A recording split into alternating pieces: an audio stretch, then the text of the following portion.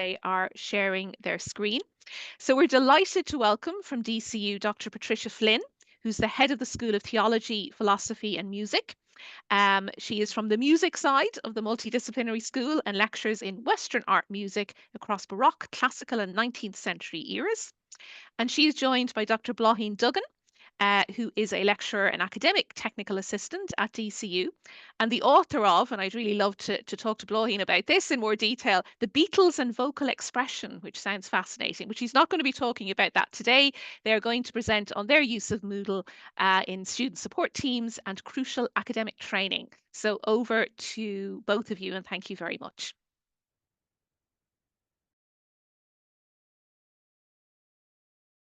Oops, Patricia, we're not hearing you.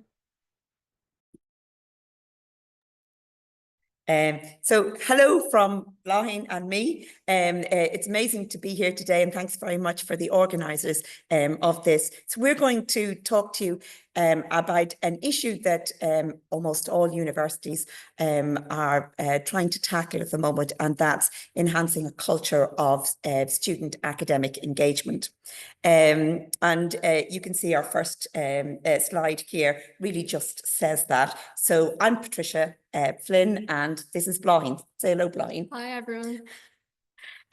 So enhancing academic engagement, what we were finding, and what I think a lot of academics in our faculty and across the university are finding, is that there was, following COVID, somewhat of a disengagement of students from the culture of academic engagement.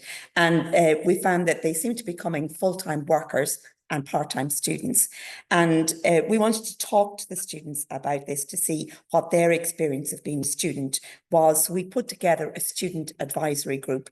It was very ad hoc sort of group, and we were very surprised at what came back from them in that. And based on that then, what we did was designed something that has this little bit of gamification going on in it to try and affect and improve student engagement. So here's the things that we found. So the first, and this really, really surprised us, there's a huge amount of resources on what we call Loop, which is really Moodle, but we for DCU it's called Loop. And academics curate the most amazing resources on Loop for the students. And the really startling thing we found is students didn't go on Loop. And that was just astounding. They went purely to upload their assignments, but they weren't Loop curious, and they didn't look around at all of those resources. And that's probably somewhat to do with the interface that they were experiencing there, but also many things that were going on in their lives at the time. But this was really a revelation to us. The library has resources on Loop. Student support and development has supports on Loop. There's an amazing number of really rich supports for students. And there's a lack of connection between those and the student. While they're being prepared and made available, they're not actually connecting with them. So this was one of the big problems. The other that we found is students were telling us that they felt isolated. They felt unconnected to their colleagues, and sometimes didn't even know other colleagues in their group. They were confused about their timetable. They didn't see it as a skeleton timetable. They saw it as the only things that they had to do when they got the timetable. And they felt that the many other students had a secret key to university to managing it, and that they were kept out of that, and they didn't understand what it was. But one of the big things is knowing all of the resources there to support and help students, and there were lost connections within that. So we kind of said about trying to address this lost connections, trying to also address the isolated feeling that student had to help them to understand their timetable, and to put things on Loop that might be particular help to them in a gamified sort of way that might help that connection with the resources that are there. So if we just have a look at the next slide, so you can see the timetabling. Bláithín will show you this in a moment. We got them to develop their own timetable, to submit that timetable to us, so we understood how they understood the timetable. interesting things missing from it, and Blaine will tell you about that in a moment. We put together what we're calling CAT 1. This is crucial academic training, and it was a way of connecting the students with already existing resources that were there that they weren't accessing and using. And then every leadership course I've been on, we've been putting what are called master groups. And we thought, why could we not have master groups for the students? But we decided to call them support teams rather than master groups. So these were groups of about 4 people that would work together as support team for one another through the crucial academic training, but also that might combat that social isolation that was happening. That kind of gives you the structure of what we did, and Blaine will tell you more about that now. Yes, thanks, Patricia. So hello, everyone. Yes, as Patricia mentioned there, at DCU have wonderful services, and obviously in the areas of teaching, but also the Teaching Enhancement Unit, the DCU Writing Centre and the DCU Library have a whole range of resources, and it came through speaking to students that they weren't fully aware of all of these resources. So we thought we might try and tether it all together on a loop page, which is powered by Moodle. So this is the CAT 1 page. As a student would enter in, they get an initial welcome, a note about active learning, and then just the CAT 1 graphics to try and create a consistency visually as well as with the tasks and activities. So on the page, there are 8 tiles as follows, with the academic timetable, navigating the DCU library, note-taking and effective reading, academic referencing, critical thinking and academic writing, and assignment writing, all corresponding to loop badges that can be earned.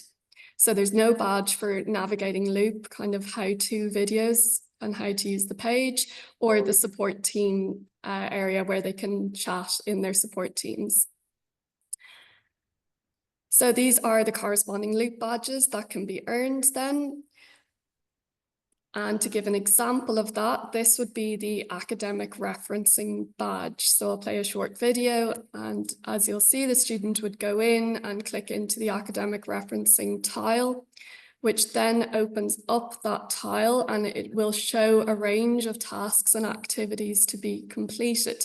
So these activities here are looking at the style guides, looking at how to cite particular items, which tend to show multiple errors, and then the task itself being to submit a preliminary bibliography for feedback. On the loop page as well, each student has their own personalized completion progress bar. So green meaning the task or activity has been completed, yellow it has been started or is awaiting feedback, and blue it has not been started yet.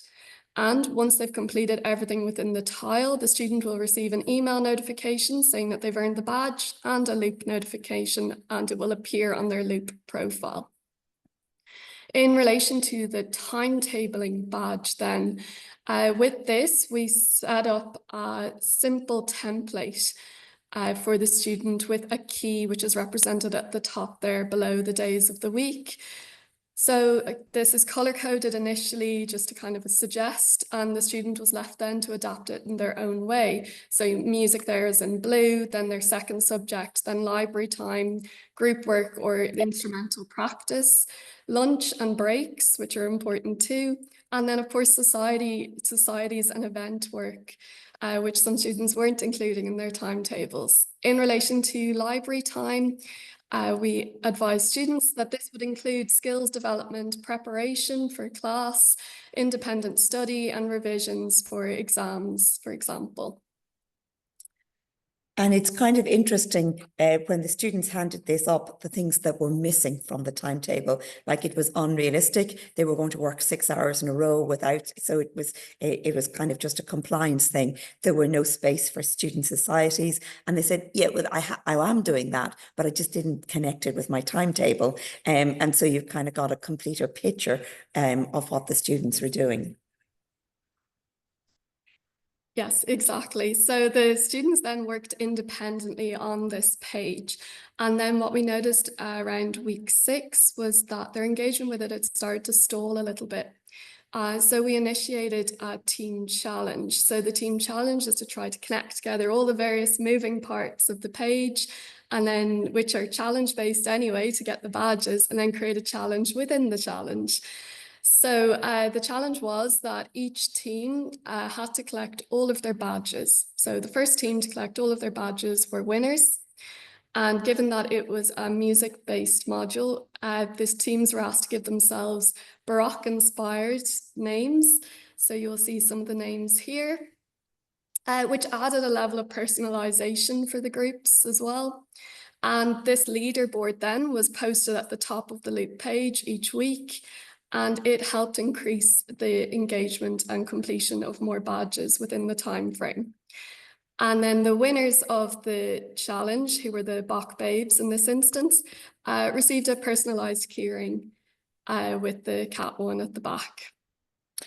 And we were particularly surprised at how motivating this was, because it's a very simple keyring, and it's you know, what we found is there was an initial engagement, and then when that fell off, to put in this kind of league table, and only the first who got their badges won the keyrings. And one of the students came back and said, I wish I'd known that this was a competition at the very beginning. And sometimes we don't do competitions with students because we don't want to put them against one another, but they actually really enjoy that type of thing and were more motivated in finishing it. Yes, so that's just a very kind of initial overview of the page, and then just kind of reiterating the aims were to address these lost connections between the students and the various services and the rich material that is available, combat the isolation as well by using those support teams to kind of break down the initial few weeks of getting to know each other. And engage students with the materials and university environments, so ultimately set them up for academic success. Yeah. So what we really found from this is that this is a very short trial of an idea. It seemed to work well, but it took quite a lot of energy and renewing it to keep it going. And I think this is what's really needed in the future, that, you know, again, a lot of resources are made for the students. Making that connection is what will make them real. But actually, you need to keep that connection going. It's not just a one-time fix that's going on. It really needs to be sustained and maintained. And this is where you know, with the first years, we have this crucial academic training. We got some feedback from the first years that said that they found it helpful. The first years actually did seem to do better in their assignments and their exams because of it. And we feel that we need to go on then to have another program for our second years, which is critical academic training. So they feel that step up into that criticality in their engagement. And then in third year, CAP 3, which is complementary academic training, again, those enrichment type of areas. And that is perhaps our plans for the future. We have a final slide, have we? Yes, so that's bringing us to the end. Yeah. Thank you. See where we are next year with this. Wonderful. Thank you so much, Patricia and Bláithín. I think a virtual round of applause for both of you. That was fascinating. Thank you so much. Good to see everybody applauding there. Wonderful. So we have time for questions and comments. And Sure, and I'll go ahead and resume the recording there. So today it is my pleasure to introduce David Sweeney, who is the GAA's illustrious e-learning manager. Since I see this is such an international community of Moodle designers and practitioners, I think we have people joining us from as far away as Lithuania today. I'll clarify, as a somewhat recent transplant to Ireland, coming up on 6 years now, that the Gaelic Athletic Association, the GAA, is an Irish institution rivaled only by the church for its devotion and prominence in Irish society. And some might say it's not even rivaled by the church. It's a very popular organization. So at the GAA, David drives their digital learning strategy, and he manages the creation, delivery, and evaluation of all online learning initiatives for their members and staff. So I, for one, am fascinated to hear both about his work and how the GAA uses Moodle. So with that, I will hand it over to David. Welcome, David. Just make sure you can hear me okay. Yeah. Grand. We can see your screen and we can hear you great. That's super. Okay, so yes, David Sweeney is my name. I work for the GAA in Dublin. I've been here for probably 13 years now, about the same length of time as we have had Moodle. Yeah, so first thank you for inviting me, because I've certainly learned a lot from these Moodle munches over the years. I don't know how much you'll learn today from me, but maybe it'll be a way for me to thank you for somehow contributing to our Moodle platform, because we've certainly gained a lot from it. So that I'll get going. Let me see. Will this move forward for me? Okay, so what is the GAA for some people maybe that aren't familiar with what it is? The GAA stands for Gaelic Athletic Association, or Cumann Luclas Gael in Irish. It's its headquarters are here where I am now, Croke Park, where you can see it there on the screen. It was founded in 1884, and it's Ireland's largest sporting organisation. I suppose more importantly than that, it's an amateur sporting organisation. And we promote the Indigenous Gaelic games and Irish culture. The games that we have are hurling, Gaelic football, ladies Gaelic football, which is managed by the Ladies Gaelic Football Association. It's a sister association. Camogie, which again is another sister association. Gaelic handball and GAA rounders. So I will just show you a quick video to explain maybe what more about the GAA. The colour is spectacular, the sense of occasion unmistakable. It's unquestionably Irish sport's most glamorous occasion.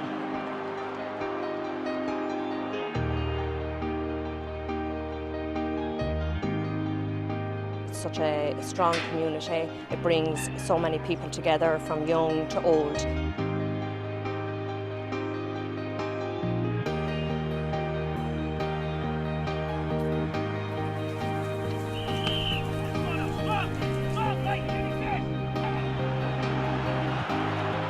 What a sense of occasion, of noise. The game every player wants to play in, the match every sports fan wants to see. Brilliant catch! Oh my God! What a goal! The blood is pumping. The adrenaline rushes on.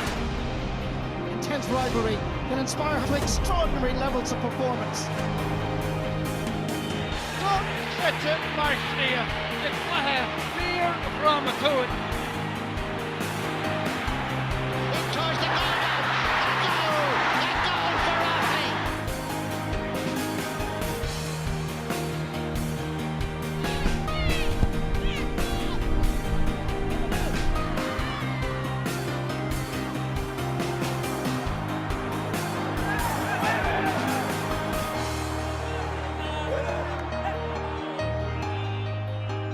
Crowd screamed at Croke Park. They came from all over Ireland, they came from all over the world to answer the call of final day.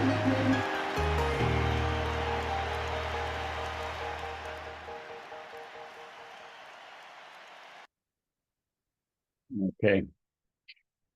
So the GAA, if you look at the map there on the left-hand side, that just shows a picture of all of the GAA pitches around Ireland. You can see there's quite a lot of them. If we just put it into context of Ireland, or on the island of Ireland, the entire land, there's just over 7 million people. We have 2,500 clubs and 709,000 members. And we have actually a growing overseas population. The game is growing, as you can imagine, with Irish people who travel across the world tend to bring the games with them.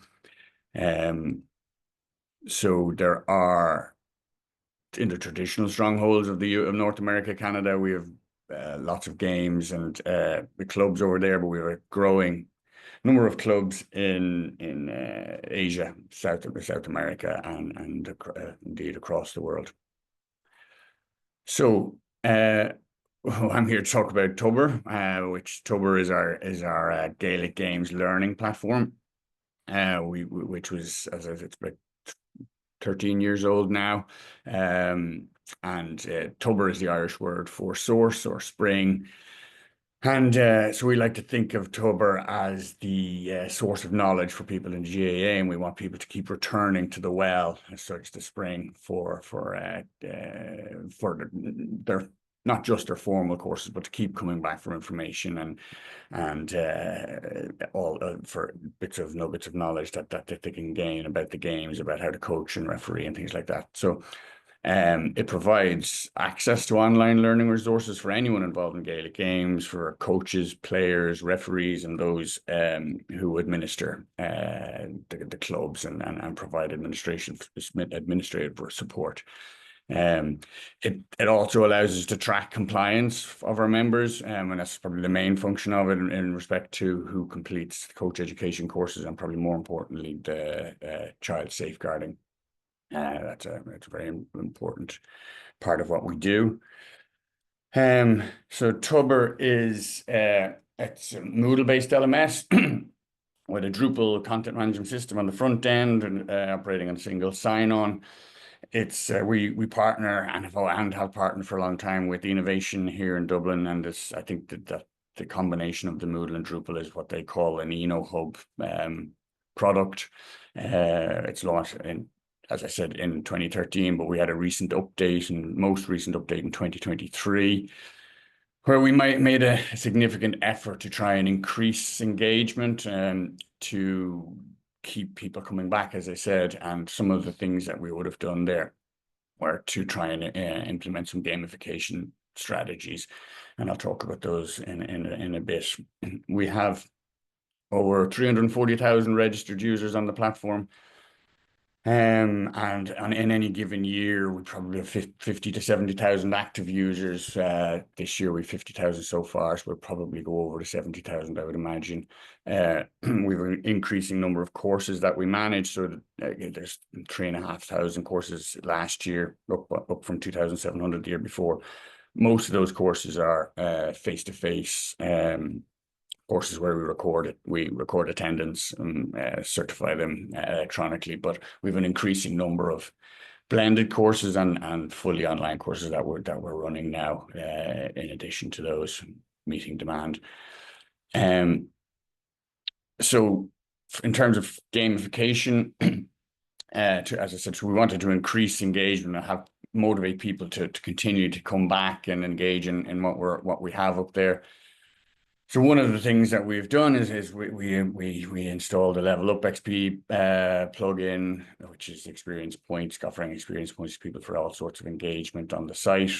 We have implemented digital badges and a personalized dashboard through using Drupal, the power of Drupal, I suppose, the user friendliness of that to connect to Moodle and display things like their high scores and their achievements and things like that. So from Level Up XP, we created these are the built-in levels that Level Up gives you. So we created 10 bespoke levels based on the journey a player might go from when he or she starts in the association right up to an All-Ireland winner. So they get experience points for all different engagements on the site. Our plan is to develop this further, because at the moment we're really just using the basic CRUD strategy. So but it is proving to be something that people enjoy. I'm not sure what our highest is at the moment, but we're certainly not up at our All-Ireland winner yet. Using our Drupal interface, we've also implemented these milestone badges, which talk directly to Moodle, and as does the top two sections there, which are our leaderboard ladder, which pulls in the data directly from Moodle, the Level Up XP. The 4 badges along the bottom are our bespoke, we call them milestones. They're for coaches who go through different stages of their coaching pathway, and underneath those we have the criteria, which is people need in order to meet those milestones, and it turns green or red depending on whether they are expired or in date. And all those individual criteria are Moodle badges within the Moodle platform itself.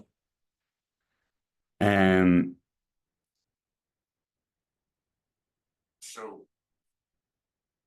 some of the customization we had to make, due to the way we manage all of our courses, we needed to do some bespoke work with innovation, and I think that's probably one of the most advantageous things that we found with Moodle so far, is the flexibility to do that.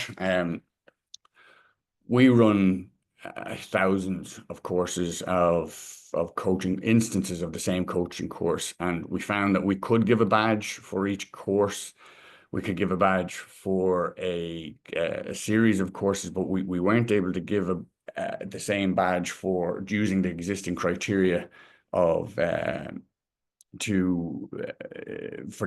for each course. So we had to create or innovation did for us, created a bespoke badge award criteria, and they called it completion of any course related to awarding roles. So we applied a course award to our courses, and we did the criteria, then searched for all of the courses that had given this course award, and then applied a badge to it. It's a little bit complicated. I'll show you what it looks like in a second. We secondly, they created a badge for that is applied to somebody who has another badge for a period of time, which that allows us to say move somebody from silver to gold, for instance. If they have a silver for 2 years, then they're eligible to have another badge to go for a gold badge. Another most recent thing that we did bespoke to was that we have a complication where we're only allowed to give a coaching award to somebody who has safeguarding, and that's a criteria that our safeguarding committee are very strict about.